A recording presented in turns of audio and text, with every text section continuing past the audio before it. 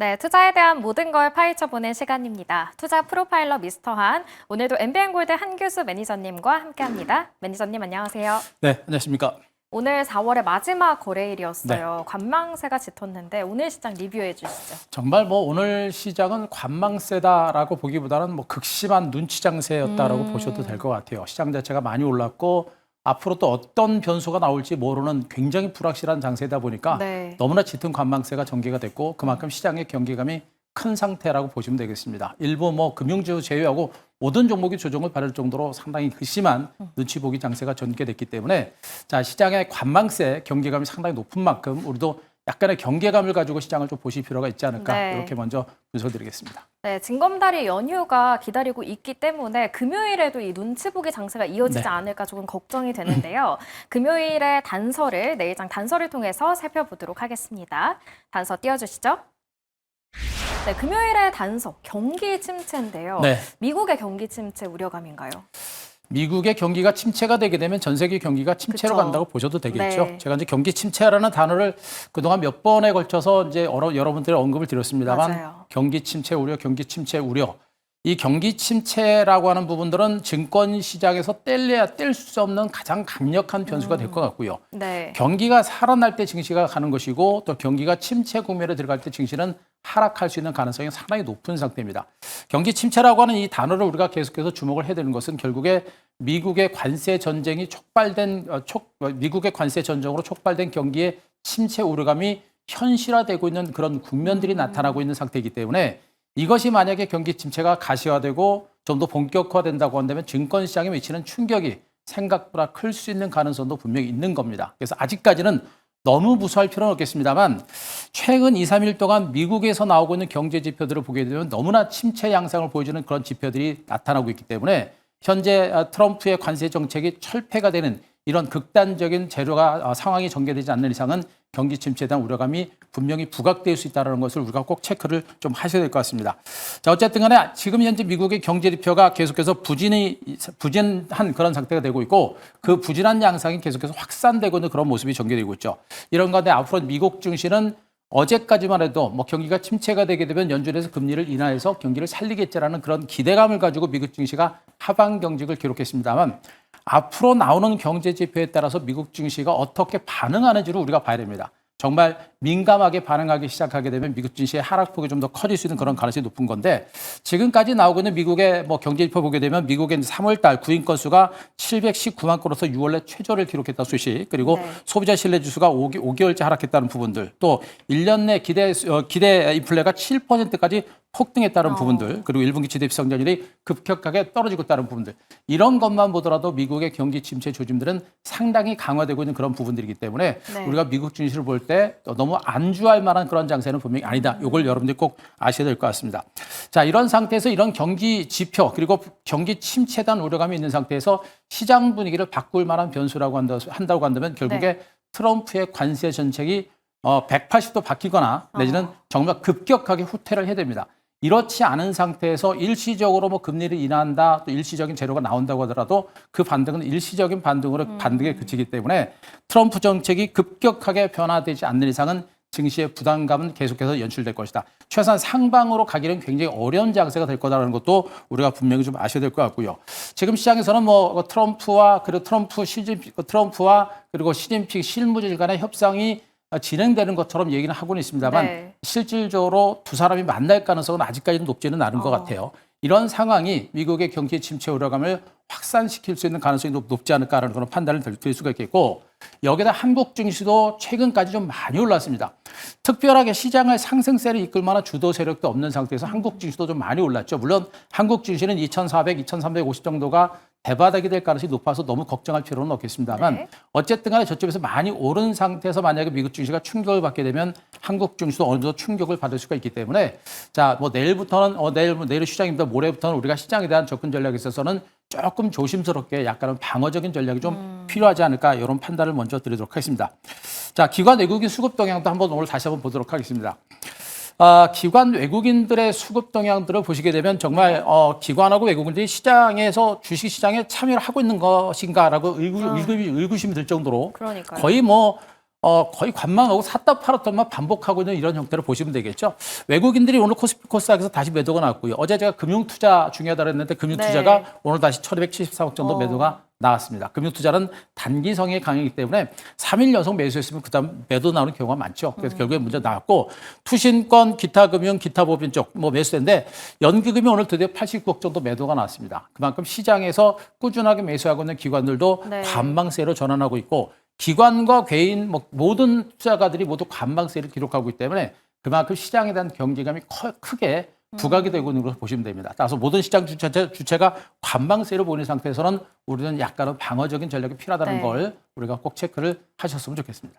네, 아폴로에 따르면 올 여름쯤에 미국의 경기 침체가 예상된다 이런 네. 말도 있더라고요. 말씀해주신 것처럼 좀 방어적인 전략이 그렇죠. 필요할 여름 것 같네요. 정도부터 이제 경기가 침체 국면에 들어간다고 얘기가 나오게 되면 증시는 그 전부터 이제 조정이 당연히. 들어갈 수 있는 가능성이 높겠죠. 네. 바로 이제 지금이 우리가 제일 조심해야 될 그런 위치가 아닌가라는 생각을 해볼 수 있을 것 같습니다. 네, 포트폴리오도 잘 준비를 해야 할 것 같은데요. 먼저 포트폴리오 리뷰부터 해볼까 합니다. 네.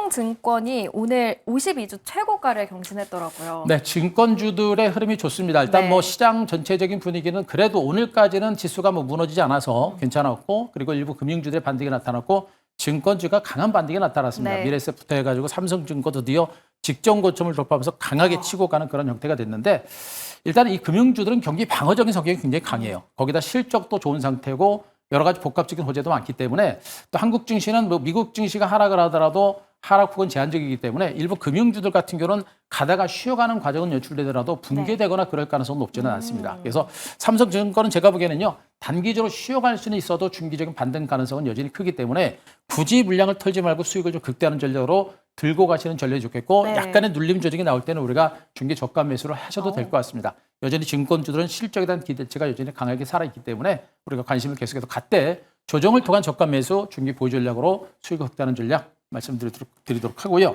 네. 자, 한 종목 더 보겠습니다. 어떤 네, 종목인가요? 하나오션을 좀 보겠습니다.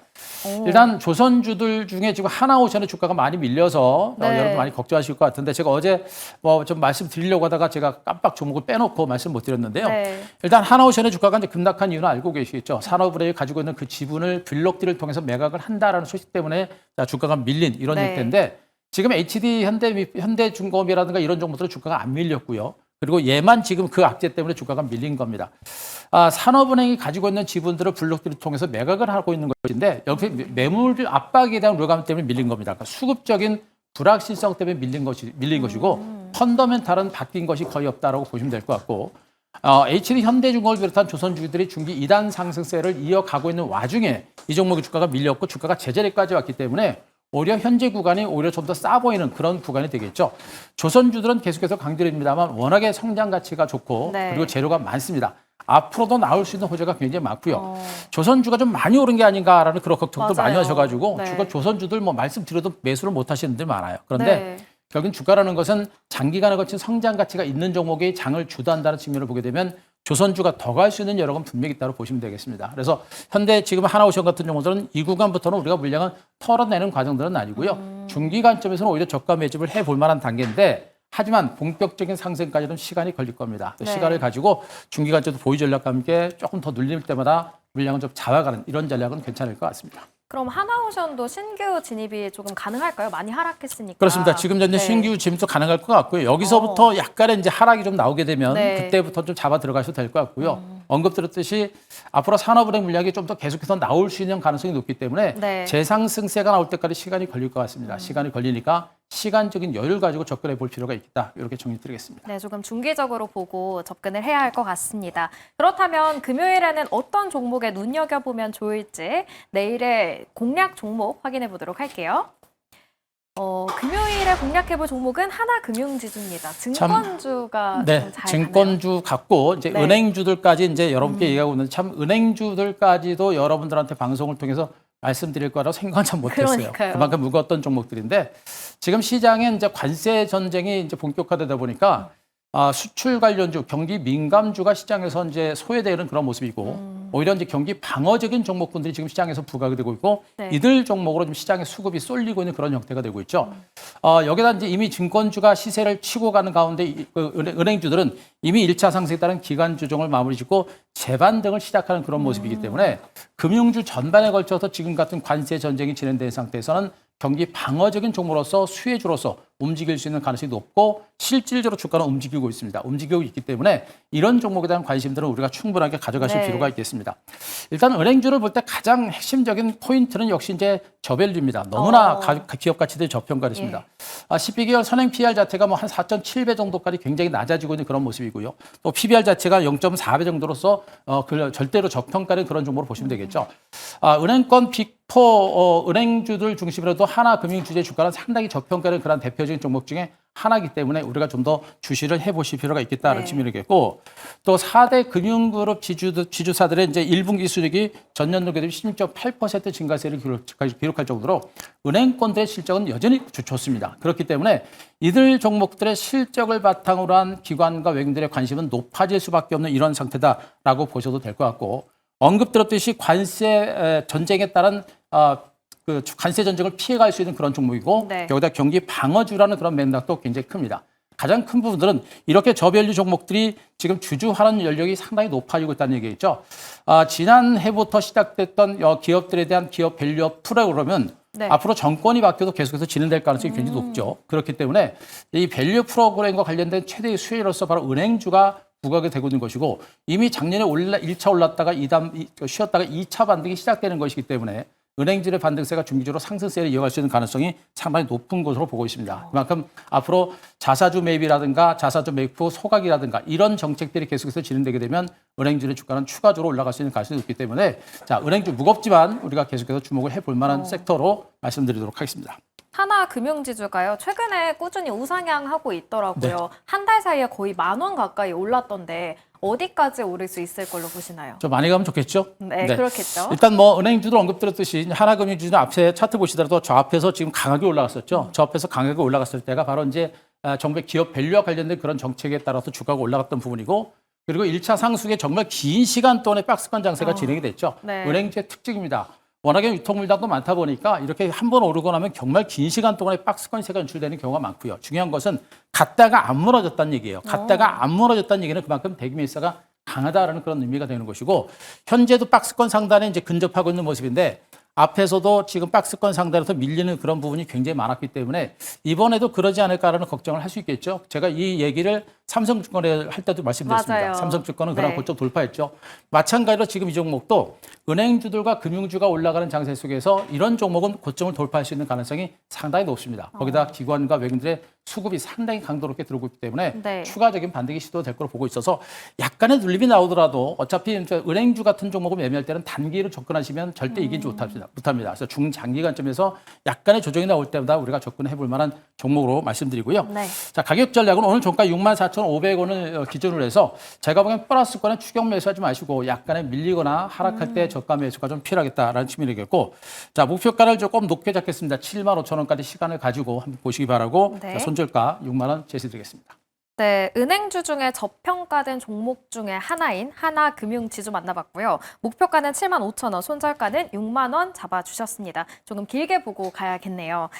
매니저님 무료 방송을 정말 많이 해주시는데 오늘도 하셨죠? 네, 자, 오늘 네. 무료 방송을 했는데 오늘 무료 방송이 굉장히 중요한 내용이 많습니다. 오. 시장이 좀 많이 불안해서 네. 시장에 대한 전체적인 시장의 흐름을 좀 여러분께 분석을 드렸는데 여러분들이 조심해야 될 부분과 조심하고 나서 우리가 기회를 잡아서 공략해 볼 만한 종목들을 중심으로 네. 무료 방송을 진행을 했으니까요. 유튜브 가셔서 한규수 검색하시고 오늘 무료 방송 꼭 한번 내일 휴일까지 시간 내서 꼭 한번 보시기 네. 바라고 지금 지금 네이버 밴드를 가셔가지고 네이버 밴드에서 엠뱅골드 한규수 무료 주식 밴드 검색하셔 가시면은 거기에도 지금 오늘 녹화 방송 올려놨습니다. 반드시 시간 내실 때 네이버 밴드 가셔가지고 오늘 녹화 방송 꼭 한번 체크를 해 주시기 바랍니다. 네, 징검다리 연휴도 있고 다음 주에는 황금 연휴도 있는 만큼 잘 챙겨보고 우리 투자 전략 함께 잘 세워봐야겠습니다. 매니저님 휴일 잘 보내시고요. 오늘 말씀은 여기까지 듣겠습니다. 지금까지 MBN골드 한규수 매니저님과 함께했습니다. 고맙습니다.